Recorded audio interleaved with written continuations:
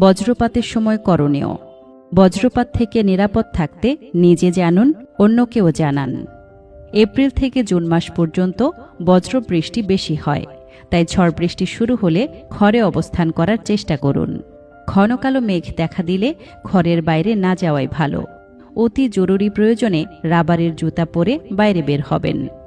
বজ্রপাতের সময় খোলা জায়গা, খোলা মাঠ অথবা উঁচু স্থানে থাকবেন না। বজ্রপাতের সময় ধান ক্ষেত বা খোলা মাঠে থাকলে তাড়াতাড়ি পায়ের আঙুলের উপর ভর দিয়ে এবং কানে আঙুল দিয়ে মাথা নিচু করে বসে থাকুন। যত দ্রুত সম্ভব দালান বা কংক্রিটের ছাউনির নিচে আশ্রয় নিন। টিনের চালা যথাসম্ভব এড়িয়ে চলুন। উঁচু গাছপালা ও বৈদ্যুতিক খুঁটি ও তার বা ধাতব খুঁটি, মোবাইল ফোনের টাওয়ার ইত্যাদি থেকে দূরে থাকুন। কালো মেঘ দেখা দিলে নদী, পুকুর, ডোবা বা জলাশয় থেকে দূরে থাকুন। বজ্রপাতের সময় গাড়ির ভেতর অবস্থান করলে গাড়ির ধাতব অংশের সাথে শরীরের সংযোগ ঘটাবেন না। সম্ভব হলে গাড়িটি নিয়ে কোনো কংক্রিটের ছাউনির নিচে আশ্রয় নিন। বজ্রপাতের সময় বাড়িতে থাকলে জানালার কাছাকাছি ও বারান্দায় থাকবেন না। জানালা বন্ধ রাখুন এবং ঘরের ভেতর বৈদ্যুতিক সরঞ্জাম থেকে দূরে থাকুন। বজ্রপাতের সময় mobile, laptop, computer, landphone, TV, fridge সহ সকল বৈদ্যুতিক সরঞ্জাম ব্যবহার থেকে বিরত থাকুন এবং এগুলো বন্ধ রাখুন।